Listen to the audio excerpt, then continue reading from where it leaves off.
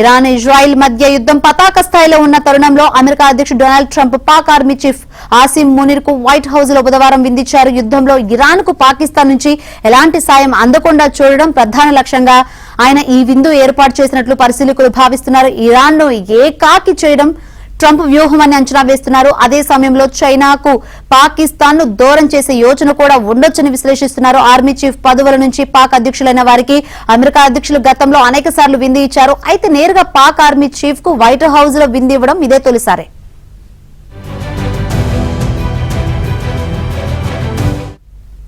Iran Israel మధ్య యుద్ధం పతాక స్థాయిలో ఉన్న తరుణంలో అమెరికా అధ్యక్షుడు Donald Trump Pak army chief Asim Munir కు వైట్ హౌస్ లో బుధవారం విందించారు. యుద్ధంలో ఇరాన్ కు పాకిస్తాన్ నుంచి ఎలాంటి సాయం అందకుండా చూడడం ప్రధాన లక్ష్యంగా ఆయన ఈ విందు ఏర్పాటు చేసినట్లు పరిశీలకులు భావిస్తున్నారు. ఇరాన్ ను ఏకాకి చేయడం ట్రంప్ వ్యూహం అని అంచనా వేస్తున్నారు. అదే సమయంలో చైనాకు పాకిస్తాన్ ను దూరం చేసే యోచన కూడా ఉండొచ్చని విశ్లేషిస్తున్నారు. ఆర్మీ చీఫ్ పదవుల నుంచి పాక్ అధ్యక్షులైన వారికి అమెరికా అధ్యక్షులు గతంలో అనేక సార్లు విందు ఇచ్చారు. అయితే నేరుగా పాక్ ఆర్మీ చీఫ్ కు వైట్ హౌస్ లో విందు ఇవ్వడం ఇదే తొలిసారి.